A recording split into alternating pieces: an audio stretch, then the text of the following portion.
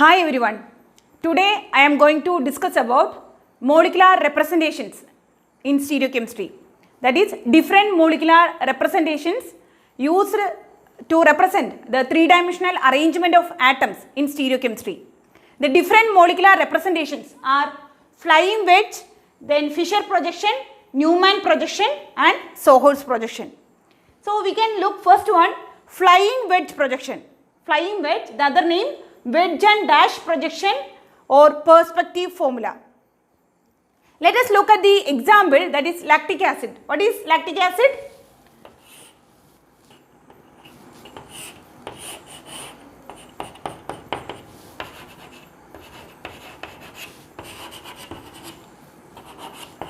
This is lactic acid, that is CH3, COH, CHOH, that is lactic acid. In this solid line represents these two groups are on the plane, and this notation shows that this is above the plane and this notation shows that this is below the plane. That means this notation shows that this is projecting, this group is projecting towards the viewer, and this notation shows that this group is projecting away from the viewer. And this notation is called wedge, and this is called flying dash. That is why this formula is called flying wedge projection or wedge and dash notation. Okay.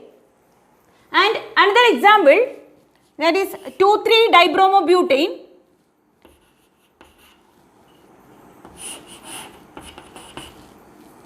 This is, suppose here it is CH3, here it is H, here it is Br,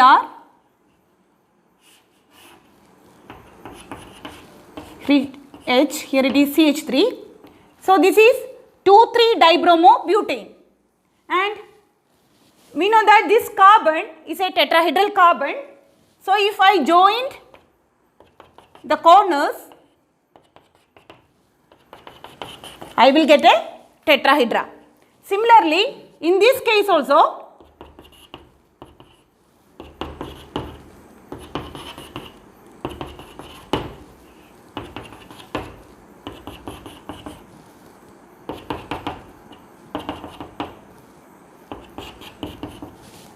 here also I got two tetrahedras.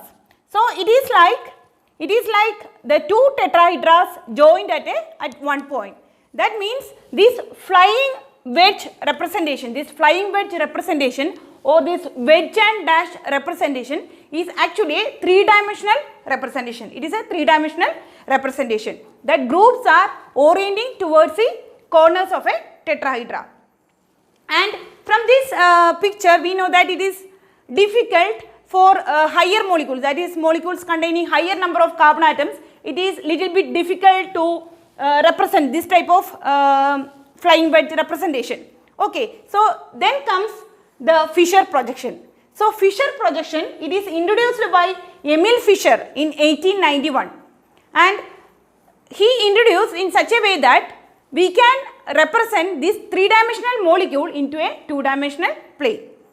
We can represent a three-dimensional representation into a two-dimensional plane. Okay, for example, in the case of this same example, that is lactic acid, that is CH3, COH, CHOH, lactic acid. If we look at this molecule from this side, for example, if I look at this molecule from this side, what happens? These two groups, that this H and OH are projecting towards the viewer, and the COH and CH3, they will project away from the viewer. Okay. Suppose if I am viewing from this side, what happens? This OH and CH3, this will project towards me, and this H and COH will project away from me.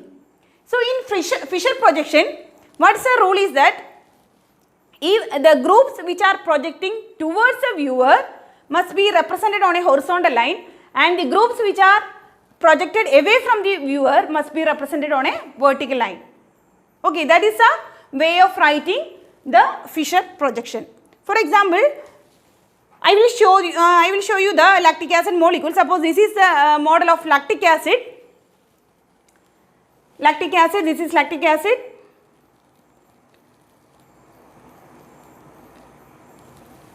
Suppose this is COH, this is CH3, this is OH, and this is hydrogen.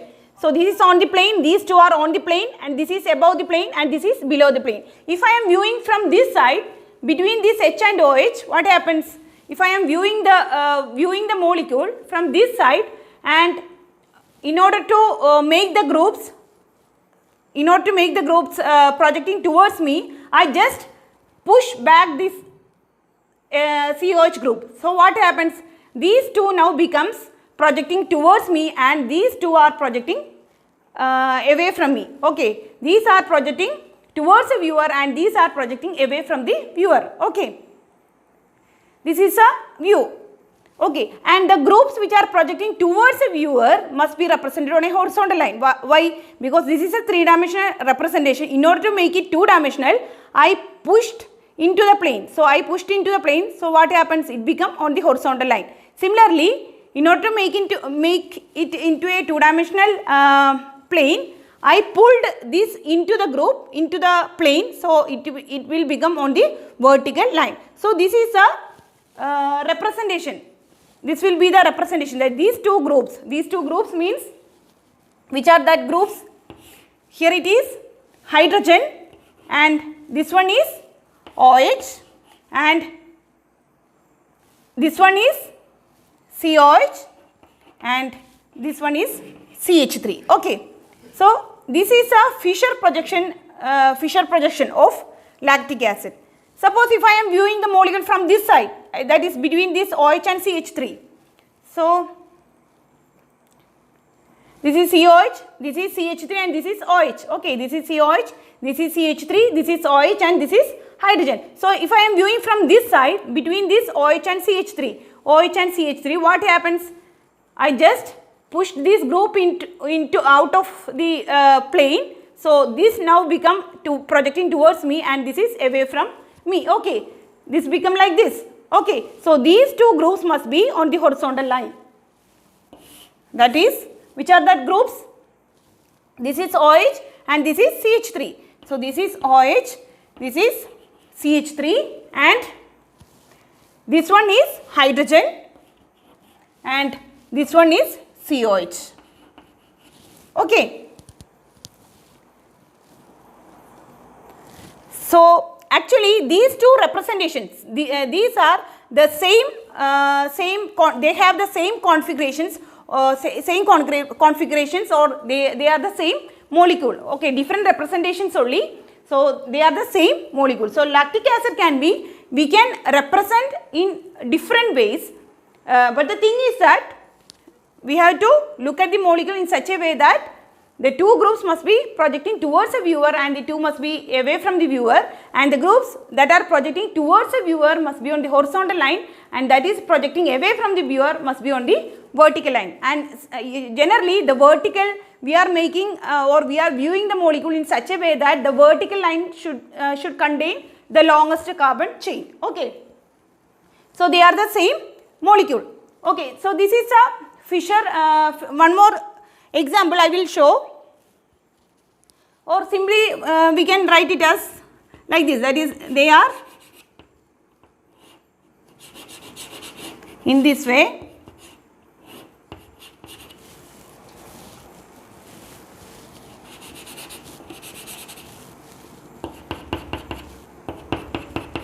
This indicates that they are projecting towards a viewer, and they are projecting away from the viewer. Okay, similarly in this case also. And one more example, that is tartaric acid.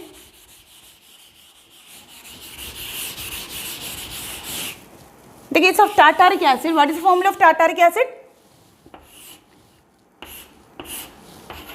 Tartaric acid, COH, CHOH, CHOH, COH, or it can be represented like COH, CHOH, OH, H, COH, and this is called erythroform. This is called erythroform, ERYTHRO, erythroform, and this is called trioform. If the similar groups are on the same side, that is called erythro. If similar groups are on the opposite side, then it is called trioform. Okay. So for tartaric acid, I can show different isomers and I just showed only two isomers, that is erythro and trio. This is erythro, same groups are on the same side, here same groups are on the opposite side.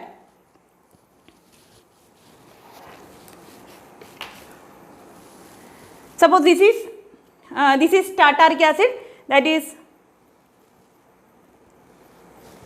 these two red balls, these are COH and this is H and OH, okay, H and OH, and I am viewing the molecule this way, I am viewing from this way I am viewing, so here hydrogen, here OH, this is hydrogen and this is OH, and if I am pushed these groups into the plane, this become on the plane, so these two groups now become on the horizontal line. Similarly, I pulled in, make it into a two-dimensional structure, I pulled into the plane, so it become on the vertical line. So this is a erythro form of tartaric acid. Okay.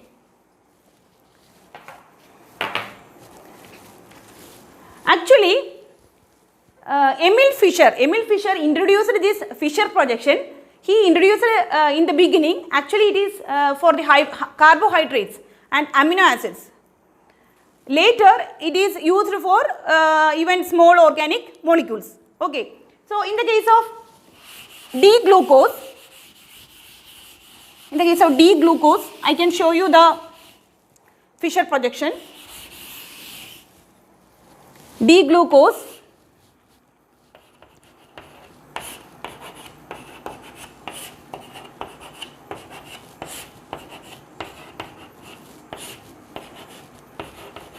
one, two, three, four, 5, 6 CH2OH. So this is D-glucose, that is Fischer projection of D-glucose. I know the configuration of each carbon, that is why I write this way. Okay, CHO, CHOH, COHH, CHOH, CHOH, CH2OH.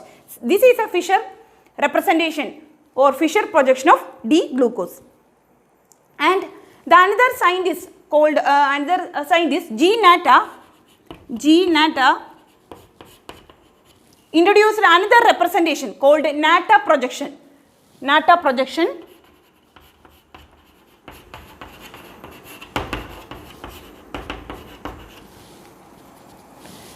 Actually, he introduced this representation for polymers, that is polymer containing long chain, that is large number of carbon atoms.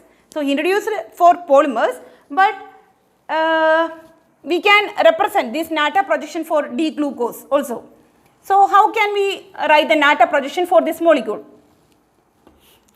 Natta projection, in this Natta projection, it is a zigzag representation. Here it is a vertical, it is a cross, it is a vertical with the horizontal line, and each intersecting point is a asymmetric carbon atom. But in the case of Natta projection, it is a zigzag way of representation, and suppose here it is CHO and how many asymmetric carbon atoms? 1, 2, 3, 4. 1, 2, 3, 4. So, suppose this is CH2OH. 1, 2, 3, 4, 5, 6. Okay, 6 carbon atoms. And here OH is already here, and H I pulled out of the plane. So, it is like a closing of a book. If you close the book, what happens? It becomes like, okay. So, H is pulled out of the plane and it comes this side. What happens? It becomes above the plane. And this OH, what happens? It will go out of the plane. Hydrogen now become above the plane and OH now become below the plane. So, I put OH first because OH is already here. H now become above the plane. In the next carbon atom, we have to pull in the reverse manner. That is, here I pulled the atom from this side. So, from next carbon atom, we have to pull from this side. That is, from here I need to pull. So, OH is already here. So, OH, when this hydrogen become above the plane, what happens to the OH? This OH now become below the plane. So, I write OH first, OH become below the plane and hydrogen become above the plane. And for next one, again reverse the order. Now from this side, hydrogen become above the plane, OH become below the plane. OH is there, so I write OH first, then hydrogen, then from this side, opposite side, OH, so hydrogen become below the plane. Hydrogen is already there, so hydrogen, I first write hydrogen, then comes OH. Okay. So this is a Natta projection of D-glucose, and this is something like flying wedge projection, because it is a three-dimensional representation. We can see the three-dimensional arrangement of groups. Okay, that is Natta projection. Then next one is Newman projection. Newman projection.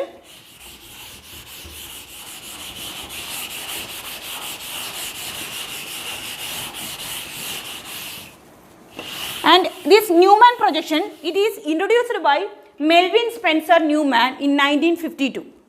And in the case of flying wedge and Fisher projection, it is actually a representation for configuration, identifying the configuration or representing the configuration. But in the case of Newman and Soho's projection, actually it is used for finding the conformations or representing the conformations. First one and two are used for representing the configurations, generally used for representing the configurations, but these two Newman and Soho's, it is generally used for representing the conformation. Okay, and in the case of Newman projection, we are looking the molecule. It is these representations are actually used for compounds containing more than one carbon atom. So in the case of, for example, in the case of tartaric acid is COH, CHOH, CHOH, COH. Okay. In the case of tartaric acid, what we have to do is that we have to look from the front carbon atom. We have to observe the molecule from the front carbon atom. And front carbon atom, it is represented using a dot. It is represented using a dot, and the back carbon atom, it is represented using a circle. Okay. And the groups, in the case of tartaric acid, we know tartaric acid is COH, HOH, HOH, COH. Okay. So if I am writing like this, here it is COH, here it is HOH, here it is H, here it is H, and here it is OH. And this front carbon atom is called proximal carbon. So this is tartaric acid, and in the case of Newman projection, we are observing the molecule from the front carbon atom.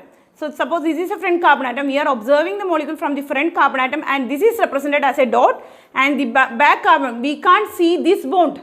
We can't see this carbon-carbon sigma bond, and this is represented as a dot, and this carbon is called proximal carbon, and this is represented as a circle, and this carbon is called distal.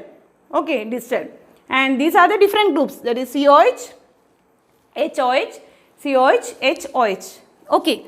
So this is a Newman projection, and this type of this conformation, tartaric acid has different conformation, and this conformation is called eclipsed conformation. Eclipsed conformation because here the groups are exactly behind. The front groups are exactly the back groups or back atoms are exactly behind the front atom. Or in other way, here the dihedral angle is 0 degree. Here the dihedral angle, the angle between the two groups, angle between these front and back, angle between these two are 0 degrees. So this is a eclipsed conformation, and in detail this is a fully eclipsed conformation, fully eclipsed, because here,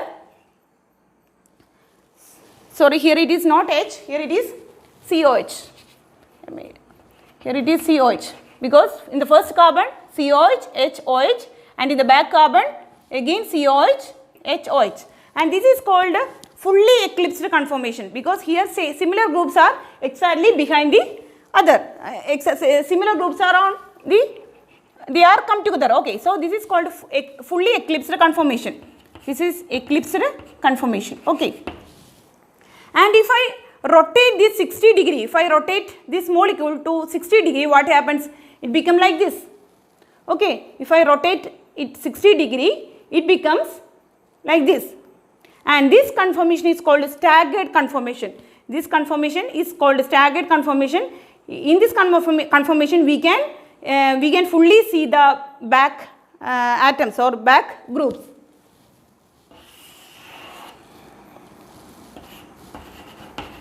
COH, here it is H, here it is OH.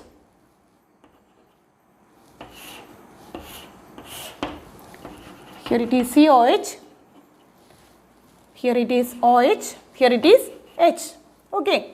So, this is called a staggered conformation. Staggered conformation. And in staggered conformation, and this staggered conformation is called gauche conformation. And this is fully eclipsed, and this is called gauche conformation. If I rotate again 60 degree, what happens? So, here the dihedral angle is 0 degree. Here the dihedral angle is 0 degree. Here it is 60 degree. Dihedral angle is 60 degree. If I again rotate 60 degree, what happens? This COH comes here. This OH comes here. This H comes here. Okay. Now, it is become eclipsed because these groups are in front of this group. So, eclipsed, it becomes eclipsed conformation. And that eclipsed conformation is called partially eclipsed. Here it is fully eclipsed, and that conformation is called partially eclipsed. And again I rotate 60 degree, what happens? That COH, before it is here, and again I rotate 60 degree, that COH comes here.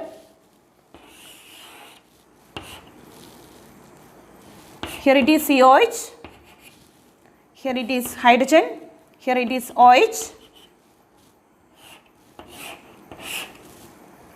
Now COH comes here, OH, and here it is H. Okay.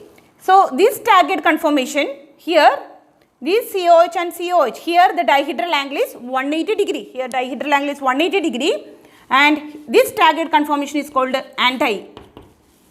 Here COH opposite, H opposite, OH opposite. So, we can write different conformations, and this Newman projection, it is helpful, or it is very easy to find the different conformations and different interactions in a molecule.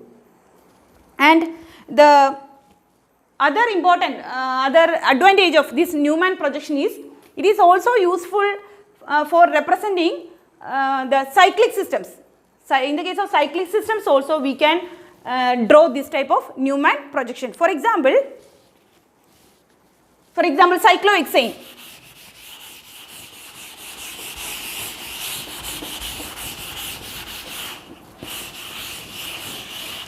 Cyclohexane,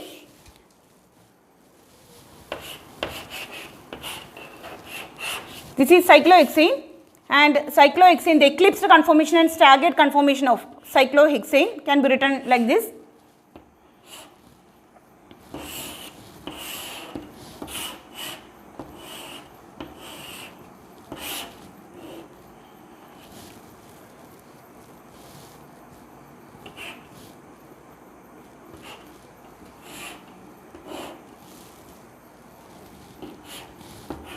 Okay, here all hydrogen, here all hydrogen, here hydrogen, here hydrogen, here hydrogen, here hydrogen. So, this is a eclipsed conformation of cyclohexane, eclipsed conformation of cyclohexane. Similarly, I can draw the staggered conformation.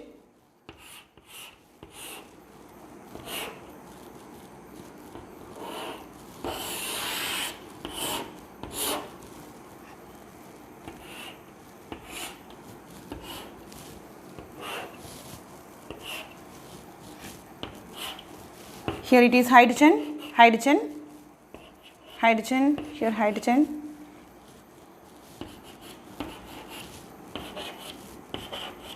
Okay, this is the staggered conformation of cyclohexane. So, this is the advantage of Newman projection. It can be used to draw, or it can be used to find the conformations in cyclic systems also.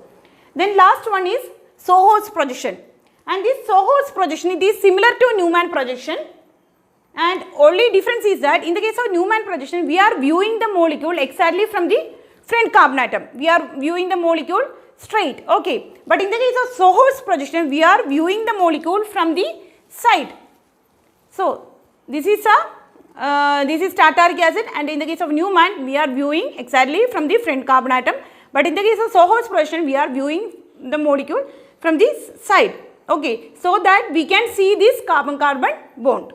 And here these two groups, this blue, these two groups are projecting towards the viewer, or these two groups are above the plane, in front of the plane, and these are on the plane, and this yellow are behind the plane. Okay. So this is a Sohor's representation. And why this name Sohor's is that it is like this representation, it is just like a carpenter's Sohor's. What is carpenter's Sohor's? Carpenter's Sohor's, it is like it is a carpenter's table. It is a carpenter's table. It is a carpenter's table. They used this table to cut the wood. They are placing the wood on this table and cut the wood using a sharp tool. So this is like carpenter's Sohor's, and that is why this projection is called Sohor's projection. And we can draw this Sohor's projection for tartaric acid.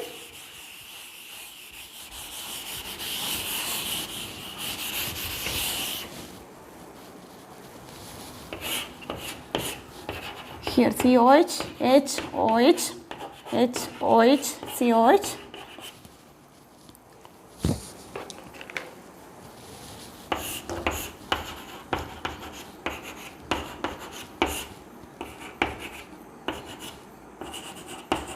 This is erythroform and the threoform.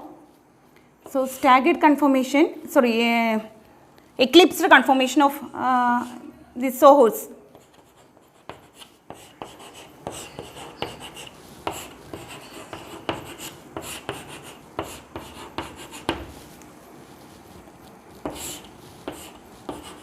COH, H, OH, here it is COH, here it is OH, and here it is H.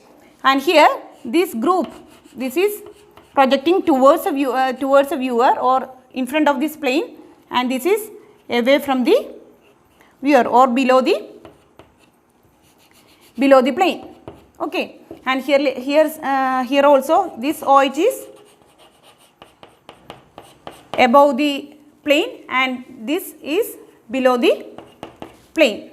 Okay, so this is a Sohor's representation, and we can also draw its staggered form. This is a eclipsed form because here the groups are exactly behind this, like in the case of Newman.